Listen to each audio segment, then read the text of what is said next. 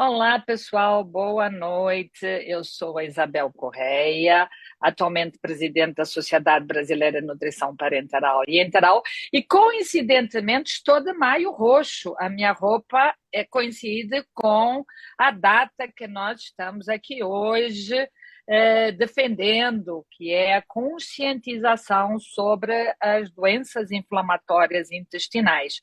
E para nós é uma grande honra contar com duas especialistas no tema, a doutora Renata Frois, médica com mestrado e doutorado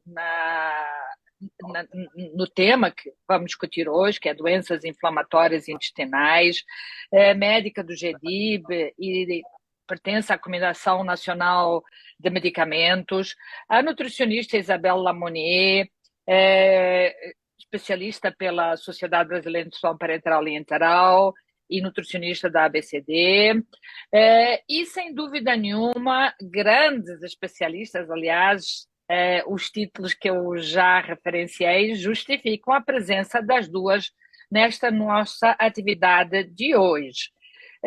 Antes de eu prosseguir e passar a palavra para as duas especialistas no tema, a Sociedade Brasileira de Nutrição Parenteral e Enteral gostaria imenso de agradecer o apoio do Avante Nestlé Health Science para esta atividade tão relevante para aqueles que lidam e labutam com as doenças inflamatórias intestinais, mas não só. Porque isto é um tema de interesse de todos nós, na medida que são doenças prevalentes e, infelizmente, de alguma maneira, ainda com diagnósticos tardios. Então, eu agradeço de antemão a presença de vocês duas e do nosso patrocinador e passo a palavra para vocês. Desejo a todos uma boa atividade. Eu já justifico a minha saída, pois tenho uma outra atividade da sociedade em andamento em alguns minutos. Mais uma vez, em nome da SBNPE, eu agradeço a todos os atores que estão conosco esta noite e a quem está a nos assistir. A palavra é com vocês. Boa noite a todos. Eu quero, em primeiro lugar, agradecer a doutora Isabel, a SBNPE, a oportunidade de fazer essa live, de conversar com a doutora Renata sobre um tema tão importante e que cada vez mais a gente tem diagnósticos nas doenças inflamatórias intestinais. Então, para a gente começar esse bate-papo, eu já jogo para a doutora Renata qual a diferença entre a retocolite ulcerativa e a doença de Crohn. Boa noite, gostaria de agradecer.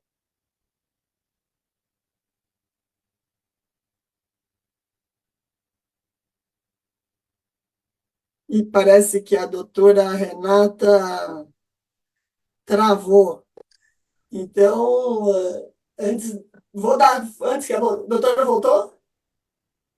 Não, então vou falar um pouquinho aqui, antes que a doutora Renata consiga se voltar para o ar. Então, vou começar a falar para vocês que estão nos ouvindo. Por que é tão importante a gente falar de nutrição nesse tema, né? Nesse tema doença inflamatória intestinal? Em primeiro lugar, porque o estado nutricional é extremamente importante em qualquer situação clínica. Imagine, então, nas doenças inflamatórias. E qual é o problema que a gente tem encontrado no dia a dia quando a gente conversa com nossos pacientes? Eles vêm com algumas restrições desnecessárias, onde essas restrições desnecessárias muitas vezes é por falta de informação. Está aí a importância dessa live, mais uma vez, nessa semana que a gente comemora a Semana da Doença Inflamatória, porque existe o Dia da Doença Inflamatória, que é dia 19 de maio. Então, é extremamente importante falar sobre esse tema, para que as pessoas entendam que a doença é presente e é importante ela ter um estado nutricional adequado, prevenindo excesso de peso, prevenindo perda de peso, prevenindo deficiências nutricionais. Então, creio que a doutora Renata voltou. Voltou, doutora? Desculpa, é que é tanto evento no Maio Roxo que a gente tá aqui em transição e eu acho que a internet não estava tão boa. Mas eu estava falando que a retocolite, então, ela é mais distal. Ela é ali no reto, no intestino grosso, enquanto que a doença de Crohn, ela pode acometer desde a boca até o ânus. Então, o que que acontece? Muitas vezes é mais fácil fazer o diagnóstico da retocolite porque ela tende a sangrar mais, a ter mais diarreia, enquanto que a doença de Crohn, às vezes, o principal sintoma é a dor abdominal. E aí, quando o principal sintoma é só dor, sem a diarreia, sem o sangramento, sem o emagrecimento, às vezes demora mais esse diagnóstico, fica mais desafiador, sabe, Isabel? E aí, aproveitando aqui essa diferença que eu falei um pouquinho entre a retocolite e a doença de Crohn, você vê que pelas características que eu falei de diarreia, emagrecimento, dor abdominal, eu te pergunto, e na parte da nutrição? Com e sem suplementação, também existe diferença entre a retocolite e a doença de Crohn? Como é que vocês abordam isso? Então, um ponto muito importante, porque, em primeiro lugar, quando o paciente chega com a doença, com o diagnóstico da doença inflamatória, em primeiro lugar que a gente tem que saber é que parte do intestino está inflamado. Então, a gente sabe que, como a senhora falou, né, na doença de Crohn pode acometer tanto todo o intestino, qual é essa característica? Se está estenosante, se não está estenosante, se tem diarreia, se tem constipação. E a partir daí, você vai adequando a alimentação a partir dessas características da doença. Já o paciente com retocolite, ele tem uma tendência a ter mais diarreia. Então, a gente vai sempre optar por uma alimentação restringindo aqueles alimentos que potencializam a diarreia. Então, acho que um ponto que eu gosto sempre de deixar claro, não existe regra de bolo, ou seja, receita de bolo para fazer dieta para doença inflamatória intestinal. Então, é importante saber a localização, é importante saber a característica da doença e os sintomas do paciente. Aí nós vamos definir, tá? Então, é diarreia? Vou seguir todos aqueles, a restrição daqueles alimentos que podem potencializar essa diarreia. E é importante associar sempre o perfil nutricional. Então, esse paciente vem com deficiências de vitaminas, deficiências de minerais, de ferro. Sei que a senhora tem uma experiência incrível que pode falar um pouco para nós também sobre o ferro, suplementação, mas nós podemos associar aí também suplementos. E qual a importância desses suplementos? É potencializar a recuperação desse estado nutricional, porque existem muitas perdas e perdas rápidas. A gente tem paciente que chega a perder 6 quilos em 2 semanas. Então, o suplemento, ele vem para nos ajudar nessa recuperação e, consequentemente, traz aí uma qualidade de vida mais pronta para esse paciente. Ele vai voltar a trabalhar ou estudar rapidamente. Mas, doutora, então a gente, sabendo de tudo isso, hoje uma queixa que a gente tem muito dos pacientes é assim: demorei anos para fazer o diagnóstico. E qual o problema, doutora, que a gente está enfrentando para demorar tanto o diagnóstico dessas doenças? Na verdade, o grande desafio é que, diferente do câncer, que vem escrito numa biópsia, adenocarcinoma, por exemplo, isso não vem escrito em lugar nenhum, né? A doença inflamatória intestinal, então, o diagnóstico é um quebra-cabeças. Você tem que encontrar um especialista que junte as queixas clínicas do paciente, algumas alterações dos exames laboratoriais, como aumento de proteína C reativa, aumento da calprotectina fecal, é, o exame endoscópico, que o principal é a colonoscopia, né, com biópsias, e, por exemplo, se for alguma parte do intestino que a colonoscopia não alcance, então o intestino delgado, que a gente chama, aí a gente precisa fazer ou uma enterorressonância ou uma enterotomografia, e se for alcançável, a biópsia. Então a gente tem que juntar tudo isso, sintoma, laboratório, imagem, e falar, é doença inflamatória intestinal. E, primeiro, o paciente tem, às vezes, dificuldade de fazer essa série de exames todos. E tem outros pacientes que nem fazendo isso tudo chegam ao diagnóstico, só com a cápsula endoscópica, que é mais difícil ainda o acesso.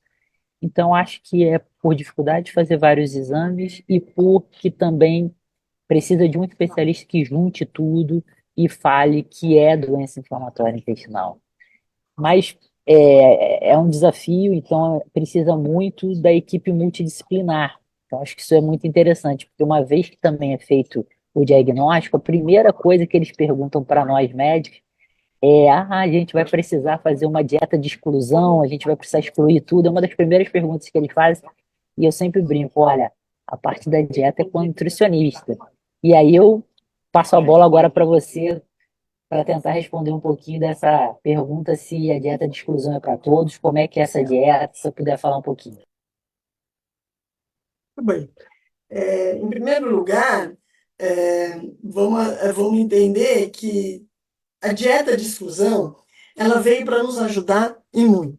Mas por que que ela surgiu? Eu vou só contar um pouquinho dessa história, porque não sei se todos que estão nos acompanhando têm acompanhado nos últimos anos. Então, há muitos anos, se fala em nutrição integral exclusiva para doença inflamatória intestinal, principalmente para crianças e adolescentes, ao fazer o diagnóstico. Isso é uma recomendação para você não entrar com medicação e tirar essa criança da crise prontamente, sem uso de corticóide, sem uso de medicação. Então, era a nutrição integral exclusiva. Qual o problema? O resultado é tão bom, mas qual é o problema? É você deixar uma criança ou adolescente por 6 a 8 semanas com um alimento exclusivo. A partir disso, se criou, Dr. Levine e toda a sua equipe, uma ideia de fazer, bom, então eu vou usar o conceito, o suplemento da nutrição integral exclusiva, mas não vou deixar o indivíduo, a criança, o adolescente e o adulto sem alimentação. Vamos também associar a alimentação, mas com o cuidado de entrar com alimentos, por isso é chamado de nutrição de exclusão, porque exclui aqueles alimentos que potencialmente, naquele momento de atividade da doença, poderia levar a quê? A uma desbiose, ou piorar a desbiose, ou piorar a estenose. Então, por isso foi criado essa dieta de exclusão em fases e paulatinamente vai sendo liberado todos os alimentos. E depois de um período de 12 semanas, praticamente tudo é liberado, sendo que aqueles alimentos ricos em gordura, alimentos ricos em açúcar, em alimentos ultraprocessados, com muito conservantes, acidulantes, esses o mínimo possível.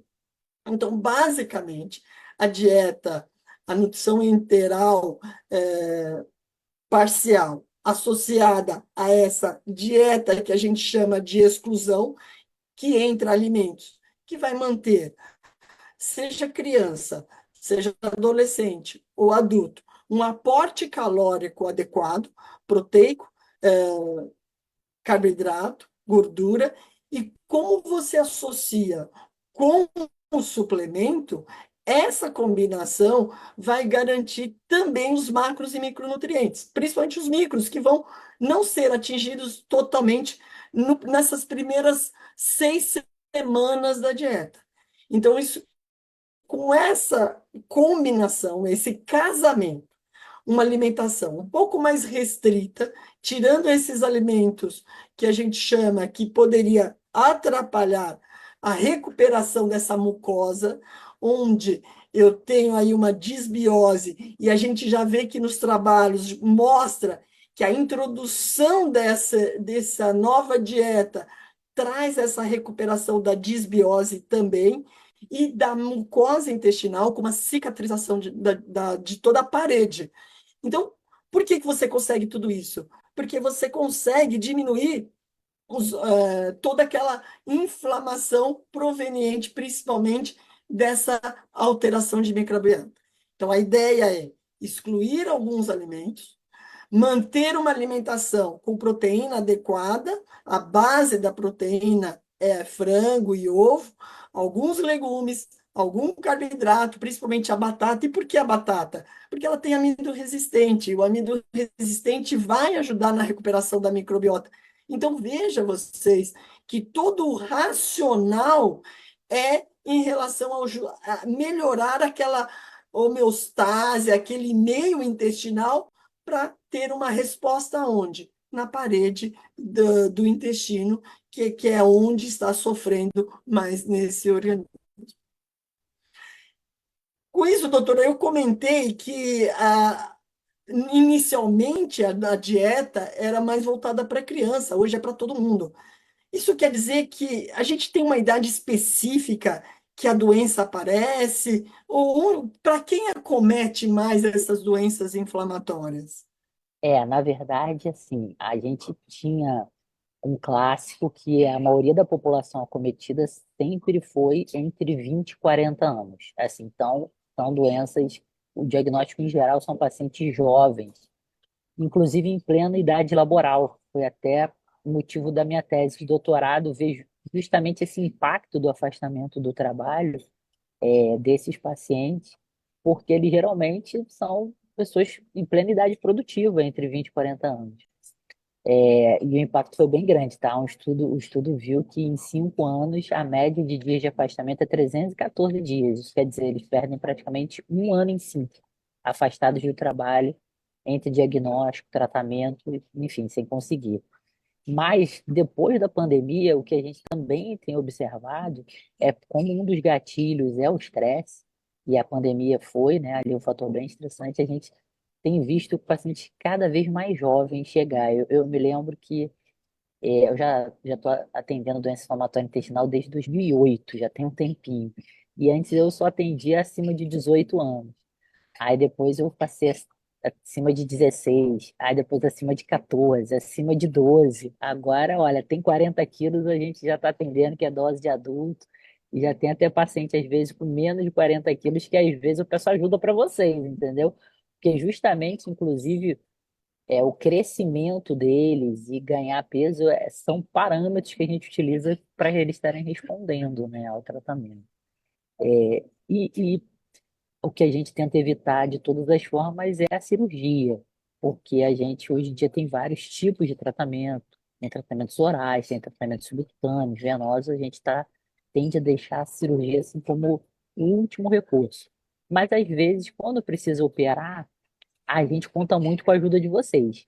E aí eu queria que você falasse também o papel da nutrição no pré e no pós-operatório, se esses pacientes precisarem. É fundamental, doutora, porque se esse paciente está vindo necessitando de uma cirurgia, porque é uma doença, ou porque demorou para fazer o diagnóstico, ou porque ela veio se agravando, o que a gente observa é que o estado nutricional desses pacientes também vem sendo comprometido. E por um paciente onde tem deficiências, principalmente de micronutrientes, a gente vai ter um impacto no resultado cirúrgico e em complicações. Então, hoje já é conhecido e sabido que você nutrir previamente o paciente, trazê-lo para um estado nutricional adequado no pré-cirúrgico, você melhora todo um resultado no pós-operatório, prevenindo diversas complicações, né? Eu acho que a principal complicação seria talvez complicações infecciosas. Eu acho que é essa que a E gente a quer deficiência evitar de também, qualquer. né? A deficiência que é assim, as alças não ficarem, elas, a anastomose que a gente chama, né? Que é onde dá os pontos, o local onde a gente faz os pontos cederem. O nome técnico é difícil, né? A deficiência, mas seria assim, para não ceder essa sutura ali. Então, e a parte infecciosa também. Acho que realmente é fundamental a ajuda de vocês, tanto no pré quanto no pós. Pode falar também do pós para gente também. E eu acho que tanto no pré quanto no pós, o suplemento vai ajudar muito nessa recuperação, porque no pré o paciente não consegue atingir suas necessidades se a gente conseguir manter na via oral, dificilmente ele vai atingir o seu valor calórico total de 1.500, 2.000, seja o que for. Então, a suplementação vai ter um papel importante. E no pós, da mesma forma, a gente vai associar. Primeiro, a gente vai retornando a alimentação paulatinamente, respeitando aqueles alimentos que potencialmente poderiam interferir numa boa microbiota. Então, sempre lembrar, evitar excesso de gordura, excesso de frituras, carne vermelha, alimentos industrializados, ultraprocessados, álcool nem precisa falar, né? Excesso de açúcar. Então, evitando o excesso desses alimentos e tentando já buscar uma alimentação onde o predomínio de verduras, legumes e frutas, para quê? Para que a gente dê substrato para essa microbiota, principalmente a produção dos ácidos graxos de cadeia curta, porque a gente vai lembrar que são eles fundamentais para restaurar a parede intestinal. E quem os produz são na fermentação dos alimentos, das fibras fermentáveis pela nossa microbiota. Então, só que não é de cara no pós-operatório que eu posso ir introduzindo esses alimentos, mas sempre que possível, nós vamos introduzindo, porque a gente vai ter uma melhora no total. E, claro, para a gente chegar nesse total de oferta calórica, o suplemento vai ter um papel importante para nos ajudar a equalizar tudo em termos de micronutrientes e macronutrientes. E aí, doutor, eu quero fazer um link com algo que a senhora já comentou, da importância da equipe multiprofissional. Porque não adianta também a gente pensar exclusivamente só médico e nutricionista, né? Como que a senhora poderia, a senhora que atua há tantos anos nessa área, como que a senhora vê, o papel dessa equipe? Fundamental. Na verdade, cada um tem o seu papel, porque, como eu falei, a doença inflamatória intestinal ela tem alguns gatilhos. E dentre esses gatilhos, por exemplo, a gente tem o estresse como o mais comum, principal. Então, o papel de um psicólogo, às vezes até de um psiquiatra, se faz super necessário. O psicólogo, a maioria dos pacientes realmente tem faz esse acompanhamento. O psiquiatra, de vez em quando, também é necessário, caso a caso a gente vai olhando.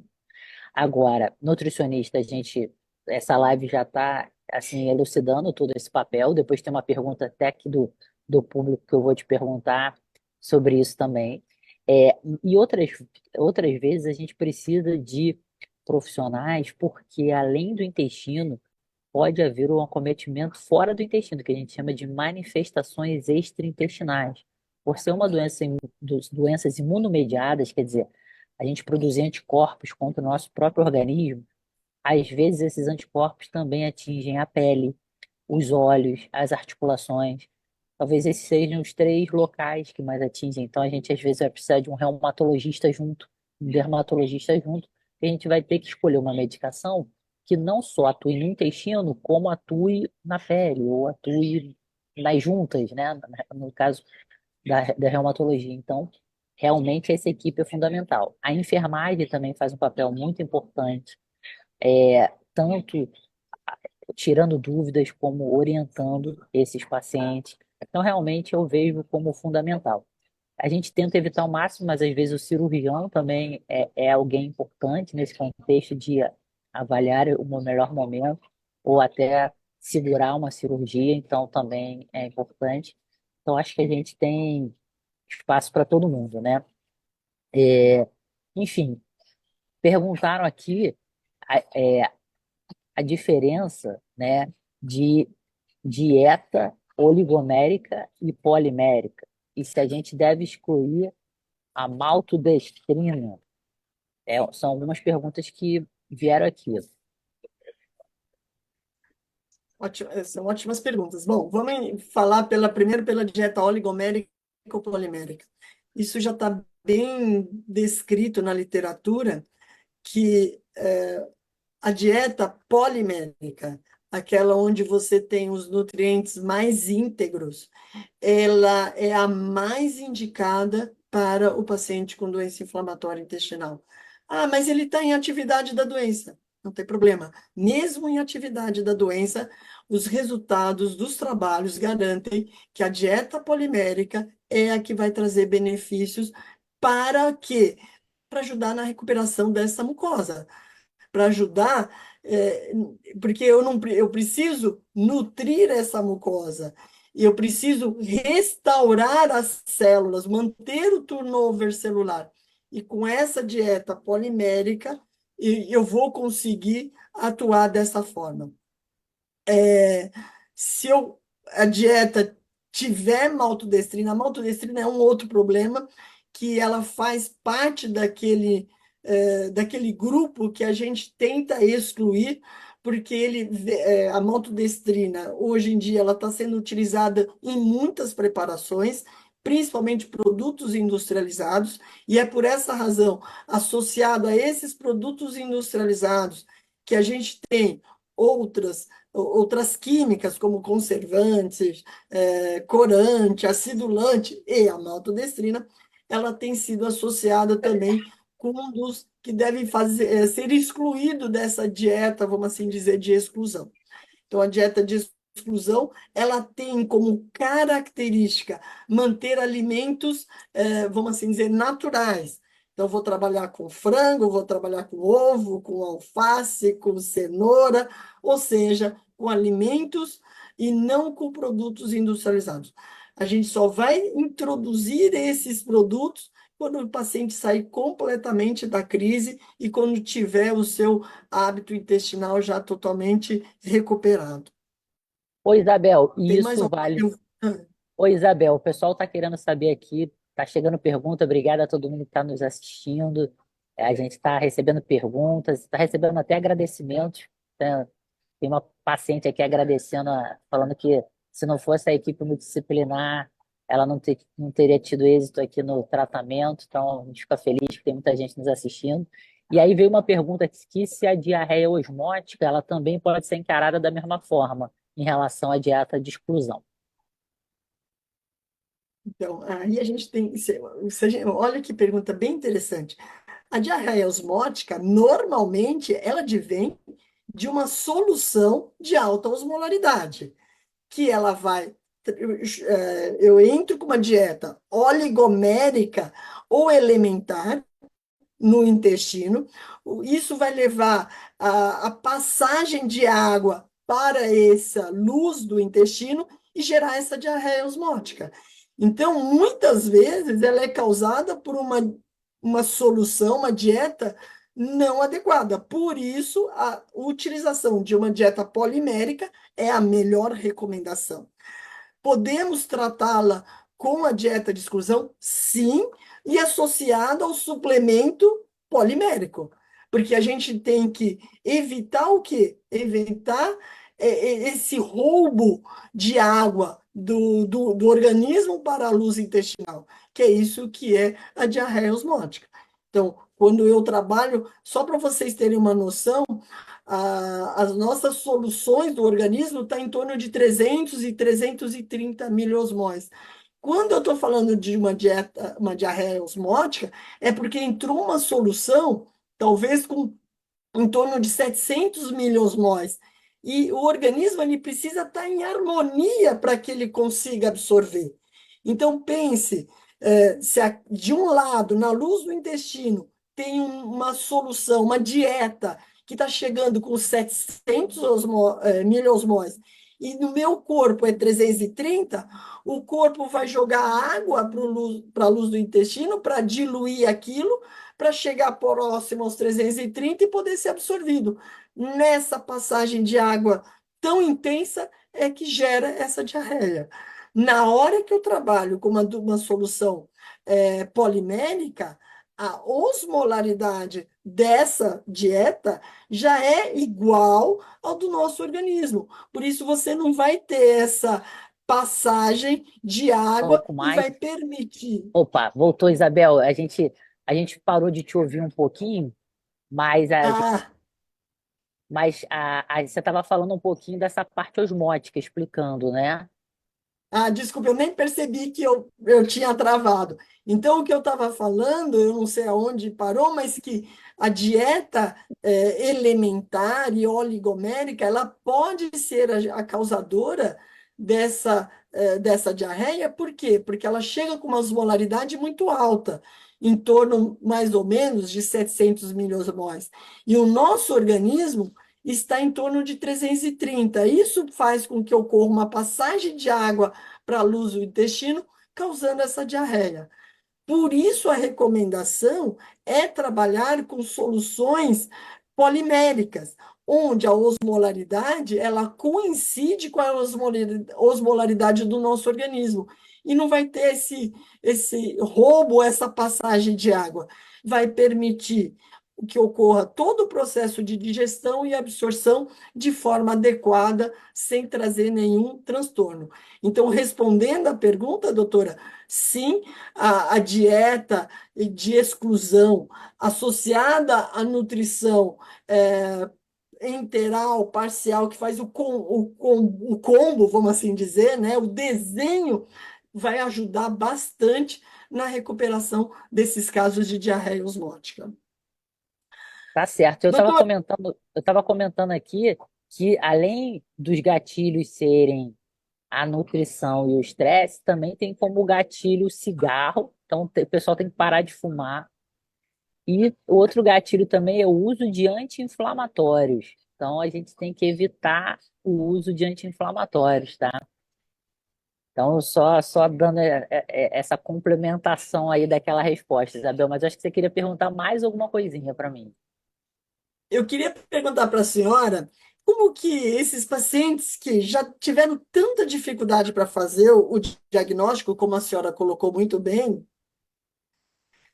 é, e depois, eu fiz o paciente, a gente chegou no diagnóstico, como que faz para a gente ficar monitorizando esse paciente para que previna novas recaídas? Perfeito. Ótima pergunta. Então, a gente tem alguns objetivos de fazer essa monitorização a curto, médio e longo prazo, tá? Então, a curto prazo, a primeira coisa que a gente quer que ele melhore são os sintomas iniciais. Então, a gente quer que melhore da diarreia, do sangramento, quer que melhore da dor abdominal. Essas são as primeiras coisas que a gente quer que resolva. Depois, a gente quer que melhore da parte laboratorial. Por exemplo, a proteína C reativa, a calprotectina fecal. São os dois principais marcadores de inflamação. Num terceiro momento, a gente também quer que tenha uma cicatrização endoscópica. O que que é isso? A colonoscopia antes tinha úlceras, tinha sangramento. A gente quer fazer esse exame e tá aquele intestino normal, né? Aquele intestino todo cicatrizado, como se a pessoa nem tivesse doença inflamatória intestinal.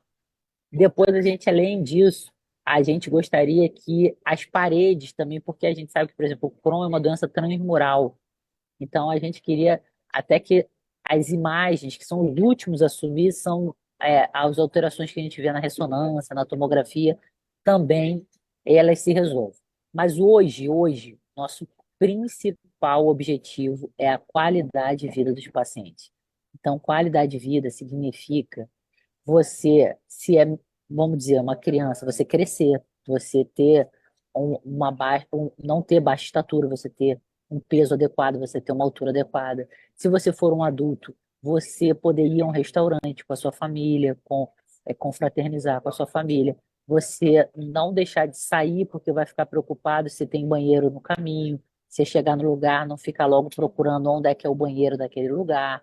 Então, assim, a qualidade de vida hoje é a nossa principal meta. E Isabel, o pessoal aqui não para de perguntar, não, tá?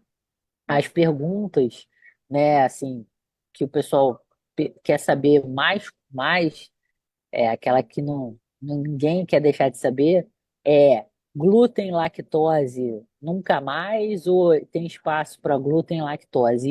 E outra pergunta aqui que o pessoal quis saber é se essas dietas enterais não têm conservantes, se esses suplementos não têm conservantes e, e aí você podia falar um pouquinho mais sobre essa parte para gente? Vamos lá. Vamos começar pela coisa que acho que mais gera discussão. Vamos falar da lactose, do glúten, e depois a gente entra nas dietas enterais. Hoje, a literatura deixa claro, não há recomendação de você tirar para doenças inflamatórias, restringir o glúten, restringir lactose. Você só deve fazer restrições se realmente houver necessidade. Quando há necessidade? Quando o paciente apresenta, por exemplo, testes positivos para uma doença celíaca ou uma sensibilidade ao glúten não celíaco. Nesses casos, sim, a gente deve restringir o glúten. Caso contrário, não existe evidência nenhuma da necessidade de restringir o glúten. Então, posso dar glúten? Pode. Vamos preferir aqueles pães de fermentação natural, onde a gente vai ter menos química, porque nós temos pães industrializados, onde a quantidade, eu acho que o que a gente tem que ficar atento é a quantidade de conservantes, acidulantes, corantes, usantes da vida. Então, eu lembro quando eu era criança, lá em Barbacena, né? Quer dizer, tô De brincando, que a gente comprava um pão, dali uma Voltou. semana ele já embolorava. Hoje você compra um pão de forma, ele nunca mais embolora. Por quê? Né? A quantidade de química aumentou muito. Então, a questão é, tudo é uma seleção, vamos selecionar produtos mais naturais. Isso em relação ao glúten. Vamos falar lactose. Um conceito é o mesmo. Não há necessidade de restringir a lactose para todo mundo. Só para aqueles pacientes que são intolerantes à lactose. Ah, mas ele está com diarreia. Claro, está com diarreia, eu não vou dar leite. Mas ele recuperando da sua diarreia, ele já estando bem, vamos reintroduzir os produtos lácteos com lactose e observar a aceitação dele. Se o paciente começa a apresentar uma não, porque ele pode desenvolver a intolerância também. Aí a gente vai restringindo. Mas não é condição sine qua non para todos os pacientes com doença inflamatória, já de cara restringir glúten, restringir lactose. Isso que é o grande problema que vai levando às perdas nutricionais. Porque o paciente, quando restringe glúten, ele está restringindo o pão, a massa e uma série de outros produtos. Quando ele restringe a lactose, ele está restringindo o leite, o queijo. Nem sempre ele opta por um similar com pouca ou isento de lactose. Ele retira completamente esses alimentos. E isso ele vai tendo cada vez mais uma alimentação privada de nutrientes essenciais. Por exemplo, cálcio, por exemplo, calorias, por exemplo, fibras e assim por diante. Pois, Isabel, e ele vai restringindo até a qualidade de vida, né? Porque aí ele não Ah, vai nas confraternizações, porque vai ter glúten, porque vai ter lactose, né? excelente essa união da senhora. Porque ele vai falando assim: não, então eu não posso ir em lugar nenhum, eu não posso sair com meus amigos, eu não posso sair com a minha família, porque eu não posso comer glúten, eu não posso comer lactose, eu não posso comer verdura, eu não posso nada. E não é bem assim. Como a senhora falou, recuperar a qualidade de vida desses pacientes é um ponto importante para todos nós. Mas falando dos conservantes nas dietas enterais, isso é muito importante. Todo produto industrializado vai ter algum conservante. Eu não conheço nenhum alimento industrializado que não tenha. Mas, como eu citei anteriormente, qual é a quantidade dessa química envolvida? Né? Se vocês pegarem um sorvete, vocês podem olhar lá no sorvete que vocês estão comendo que tem conservante. Agora, vocês conseguem olhar entre marcas diferentes a descrição desses conservantes e acidulantes. E nesses produtos, nessas dietas enterais, da mesma forma. Então, o que a gente tem que procurar sempre é o benefício que esses suplementos vão trazer. Então, veja qual é a ideia dessa dieta de exclusão associada a um suplemento. Na dieta de exclusão, eu deixei claro, a gente só está trabalhando com alimentos praticamente in natura.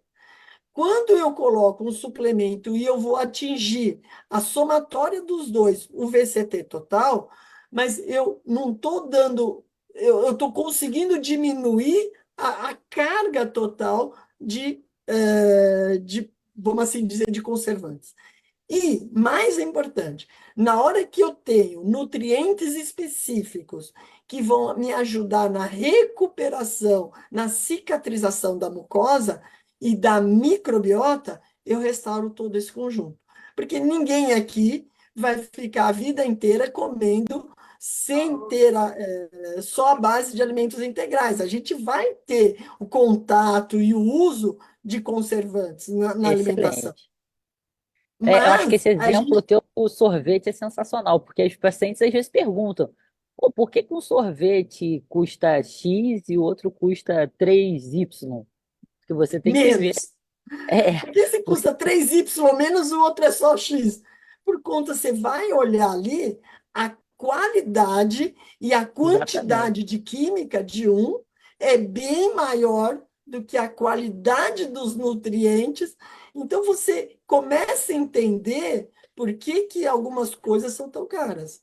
E na hora que eu tenho um suplemento com um diferencial, com uma proteína que vai ali na parede, atuar nas junções entre as células, nos tais junctions, para me recuperar e restaurar a minha parede, eu começo a entender que esse suplemento tem alguma coisa diferente. E ele vai ajudar, como a senhora falou, na hora que você recupera esse intestino, você recupera a qualidade de vida, você está atingindo o nosso objetivo, que é ao cuidar desses pacientes, né, doutora? Mas uma pergunta que eu queria fazer, que eu tenho muita curiosidade, doutora, é que em todo lugar que a gente vai ler sobre doenças intestinais, fala a conexão cérebro-intestino, sendo o intestino nosso segundo cérebro. Mas no nosso consultório chega um número imenso de intestino irritável. E isso é uma confusão que os pacientes fazem. Será que ele tem, não é doença inflamatória, é intestino irritável? E aí, doutora, como que a gente pode ajudar nossos pacientes com isso? Na verdade, a síndrome do intestino irritável, ela tem muita ligação com a doença inflamatória intestinal, uma vez que o principal mecanismo dela ocorrer também está, de certa forma, ligado ao estresse. Então, a gente produz no nosso cérebro várias substâncias, entre elas eu vou falar uma delas que é mais conhecida de todo mundo, que é a serotonina, que é aquela substância ligada ao bem-estar, ao relaxamento, né? Então, a gente produz uma boa qualidade de sono, por exemplo. Então, quem está ansioso, quem está deprimido, quem está em busca, por exemplo, do diagnóstico de doença inflamatória intestinal e ainda não conseguiu, ou quem está em tratamento e ainda não está bem e aí fica ansioso por causa disso, acaba tendo uma produção alterada da serotonina, e a serotonina é um dos principais responsáveis pela contratilidade intestinal. Então, essa contratilidade intestinal fica alterada. Então, nem toda diarreia em um paciente que tem a doença inflamatória intestinal significa atividade de doença. Pode ser que você tenha uma síndrome do intestino irritável superposta. E pode ser que a diarreia inicialmente não seja doença inflamatória intestinal também. Pode ser que o diagnóstico seja síndrome do intestino irritável. Mas é um diagnóstico de exclusão. Então, porque não existe um exame que meça quanto de serotonina é produzida no cérebro, chega no intestino e faça a contratilidade intestinal ser direitinha, né? Então, por isso que a gente fala muito dessa questão do intestino ser o segundo cérebro, porque dependendo do nosso humor, da nossa qualidade de sono, enfim, da questão do relaxamento, influencia a contratilidade intestinal. Então, isso é super verdade. E tudo pode acontecer. Pode ser que o caso, inicialmente, não seja doença inflamatória intestinal, então os exames laboratoriais, endoscópicos e de imagem vão estar normais. né? Então a gente exclui outras causas de diarreia ou de dor abdominal, e aí na exclusão a gente trata o síndrome do intestino irritável. Se a gente já tem o diagnóstico de doença inflamatória intestinal, aí a gente tem que avaliar se aquela diarreia, por exemplo, foi uma síndrome do intestino irritável ou se foi uma atividade da doença. Então, assim, foi ótima a sua pergunta, porque é uma dúvida super pertinente. Mas o pessoal aqui tá querendo saber, às vezes também, Isabel, como é que a gente substitui alguns alimentos, por exemplo, saladas cruas, como é que a gente substitui, qual é o papel da fécula de batata, pode ajudar na recuperação intestinal? Então foram duas perguntinhas que chegaram aqui para você. Ótimo, perfeita essas perguntas. É claro, no momento onde o paciente está, seja com uma estenose ou com muita diarreia, nós vamos tirar as fibras, né? Principalmente as fibras insolúveis. Mas nós podemos, nesse primeiro momento, trabalhar com legumes, onde você vai ter uma maior quantidade de fibras solúveis, e lembrando que são as fibras solúveis que vão ser o principal nutriente da microbiota saudável para ser fermentada e produzir os ácidos graxos de cadeia curta. Então, dê preferência sempre aos legumes ou às verduras abrandadas pelo processo de cocção. Então, eu vou pegar, por exemplo, um espinafre, vou cozinhar, vou refogar e vou picar bem pequeno, deixar ele bem como se fosse um purê ou um soufflé bem fino, que não vai ter risco de, se o paciente tiver com uma estenose, parar ali e obstruir. Um cuidado importante. Em relação à fécula de batata, ela pode ser utilizada sim. A gente tem que trabalhar buscando a oferta de um amido resistente. Isso já tem vários trabalhos mostrando que vai ajudar na recuperação dessa microbiota saudável, que é tudo que a gente quer, né? Quando eu restauro uma microbiota, eu ajudo na recuperação, vamos assim dizer, eu vou ajudar a potencializar o efeito das medicações, né? E, doutora, uma dúvida que a gente sempre tem é: eu vou conseguir deixar o nosso paciente sem medicação? Difícil, hein, Isabel? Na verdade, assim, como são doenças crônicas, né, imunomediadas, a gente tem essa alteração na imunidade, especialmente na imunorregulação. Essa imunorregulação ela não está conseguindo fazer isso sozinha. Então, em geral, realmente a gente vai precisar de alguma medicação que seja anti-inflamatória do ponto de vista intestinal e muitas das vezes imunossupressores ou imunobiológicos, isso vai depender caso a caso, para poder fazer esse tratamento. Eu acho que assim, é mais ou menos parecido com a gente perguntar se um diabético vai ficar sem tomar o remédio dele, o que já usa insulina, se vai ficar sem usar a insulina dele. Então, assim, claro, tem estágios, tem aquele diabético que é só o controle dietético, o outro precisa de um remédio oral, o outro precisa de insulina. Então, nós vamos fazer o mesmo paralelo na doença inflamatória intestinal, né? Tem casos leves, moderados e graves. Mas hoje em dia, uma vez iniciado o tratamento, difícil a gente voltar atrás. O preconizado é a gente manter para esse paciente, manter a qualidade de vida. Que o nosso grande medo, sabe, Isabel, hoje em dia, é que, como eu falei, os pacientes em geral têm um diagnóstico jovens. E a expectativa de vida no Brasil está cerca de 78 anos. Então, vamos supor que esse diagnóstico foi 20. A gente está falando de mais de 50 anos de doença. Então, se a gente não controlar essa inflamação, acaba aumentando o risco até do próprio câncer de intestino. Então a gente realmente tem que ficar muito vigilante a isso. O pessoal agora está perguntando aqui qual é a diferença do ponto de vista nutricional que você pode ajudar na síndrome do intestino irritável de quem tem doença inflamatória intestinal, Isabel. Olha aí o desafio da pergunta. Olha, você sabe que interessante, né? Na literatura, hoje a gente tem indicação da dieta de FODMAPs, com baixo teor de FODMAPs, para intestino irritável. não como primeira linha de tratamento, você tenta identificar primeiro quais são aqueles alimentos gatilhos. Se não conseguir, aí você entra com a dieta de FODMAPs para síndrome do intestino irritável, mas que ela deve ser utilizada por um período específico aí, no máximo 8 semanas. Por quê? Porque na hora que você tira todos os alimentos que fermentam, aonde ela vai estar implicando? Na alteração da microbiota intestinal.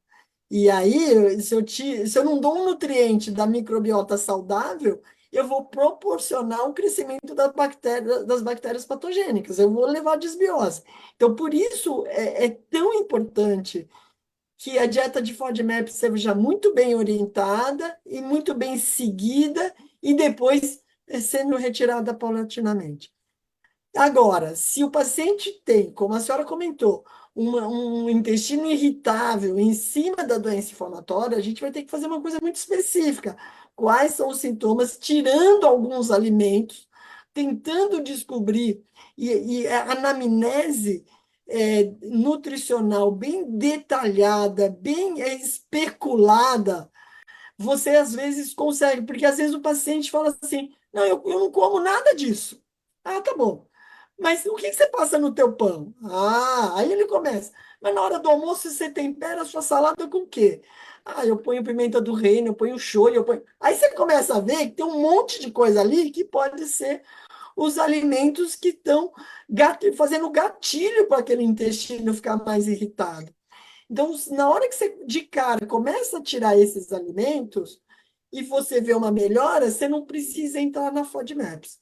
Então, eu acho que sempre o que eu procuro fazer com meus pacientes é conversar, detalhar bem, esmiuçar bem o que ele come, para identificar o que pode estar sendo gatilho, para aí indicar qual é o melhor caminho. E não fazer nada muito diferente, nada muito. Porque às vezes o paciente você tem que ajustar dentro do que ele, no dia a dia dele. Porque às vezes a queixa do paciente é assim, não, ó, não venha pedir para eu comer um não sei o que, com não sei o que lá, às 10 horas e às 11 horas. Facilitem a vida do paciente. A gente está aqui para ajudar na qualidade de vida e não atrapalhar. Não, Então, isso fundamental isso. Porque, assim, tem que ser algo plausível dentro da rotina dele, né? Porque, como a gente falou, o tempo todo a gente tá batendo aqui na tecla da qualidade de vida.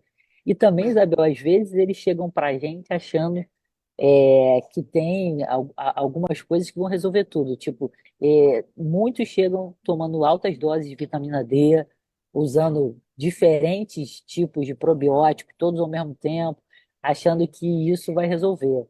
E a gente sabe que não é por aí. É claro que se a gente tiver uma vitamina D baixa, a gente tem que repor sim. É uma vitamina importante ali na nossa imunidade, mas não é alguns protocolos que às vezes falam de parar tratamento para fazer altas doses de vitamina D, isso não é recomendável.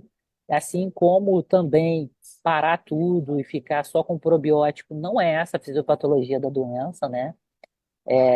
A gente não está dizendo que não tem nenhum benefício em outros tipos de diarreia, mas dentro da doença inflamatória intestinal, assim, o espaço maior realmente é na parte de nutrição, é na parte de medicamentos específicos para a questão da inflamação e dessa imunorregulação. Então, é importante tirar essas dúvidas também, né, Isabel? Porque isso é o dia a dia do nosso consultório. exatamente, porque e o que a gente vê, às vezes, o paciente com uma dose tão baixa de vitamina D, não, tá normal, tá 20. Não, para doença inflamatória, 20 é baixa, né, doutora? Vamos entrar, vamos aumentar, mas não é também tirar tudo e receber mega dosagens de vitamina D. Por que que a gente Exatamente. chama a atenção da vitamina D? Porque ela tem uma relação muito intrínseca com a manutenção da integridade da mucosa intestinal, com a resposta imune do intestino. Por isso ela é tão importante. Mas não quer dizer que eu vou largar os medicamentos e só tomar megas doses de vitamina D. Essa é a É nossa isso. preocupação, de alguns protocolos que a gente ouve por aí e fica super preocupado. Nosso tempinho está acabando, mas eu acho que ainda tem tempinho para mais duas dúvidas. Glutamina e banana verde, farinha de banana verde. Estão te desafiando hoje, hein, Isabel? É bom que eu estou aprendendo aqui junto. Glutamina, um aminoácido em condições especiais, ele é considerado, ele é um aminoácido não essencial, mas em algumas condições semi-essenciais. Eu só uso glutamina. Na doença inflamatória não existe indicação, ele não é recomendado, mas se o paciente tem a doença lá no delgado, pode ser que a glutamina pode ajudar, porque ela é um substrato energético do, dessa porção do intestino. Então, talvez vai dar um efeito aí. Mas em nenhum guidelines ela é recomendada. Já a farinha de banana verde, ou a biomassa de banana verde, ela é um amido resistente. A gente sabe que o amido resistente é um alimento essencial para a nossa microbiota. Ele aumenta a Faecalibacterium prausnitzii. Então, se for possível, usem a farinha de banana verde, use a biomassa de banana verde, que vai ajudar muito, faz parte de praticamente todas as minhas prescrições para os pacientes, a farinha de banana verde. Agora, uma perguntinha que veio para mim aqui, se em idosos internados com múltiplas comorbidades, a síndrome do intestino irritável é a maior causa de diarreia.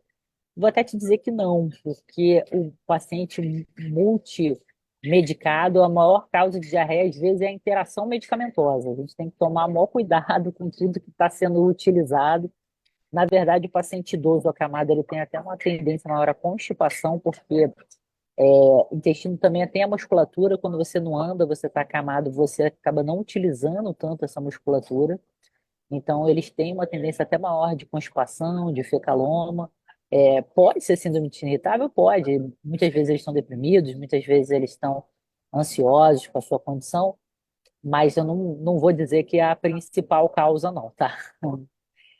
Agora, acho que só, a gente já está com um minutinho faltando, acho que a gente pode fazer as considerações finais e vai ficar pergunta para uma próxima live. Acho que vão ter que convidar a gente de novo, hein, Isabel? Porque não parou de chover pergunta para as duas aqui, não. É, isso é bom sinal que as pessoas estão interessadas em fazer a coisa certa, né, doutora? Mas eu quero agradecer, primeiro, estar ao seu lado mais uma vez. É uma honra para mim dividir essa live com você, doutora. Eu sempre aprendo muito. Agradecer a SBNPE e agradecer ao Alvante de nos possibilitar falar sobre um assunto na semana onde a gente está falando muito sobre a importância de estudar do Maio Roxo, que é despertar o cuidado com a doença inflamatória intestinal. Obrigada para todos. Né? Eu também estou muito feliz. Eu estou numa semana intensa. Eu estou aqui no aeroporto indo para Manaus para fazer um fórum pelo GDIB, né, sobre doença inflamatória intestinal, tudo nesse mês de conscientização, nesses lugares que às vezes é mais difícil a informação chegar. A vantagem da live é essa democratização da informação, chegando informação de qualidade para todo mundo. E a gente tem feito também esse trabalho de regionalmente nos lugares que têm mais dificuldade, tentar ajudar. Então, eu agradeço muito a oportunidade de estar tendo essa conversa com você e que venham mais lives até fora do Maio Roxo. A gente vai ficar feliz em participar. Com certeza. O pessoal está Boa noite e obrigada a parabenizando, né? todos. O pessoal está parabenizando e a gente fica muito feliz de ter participado. Boa noite, muito obrigado.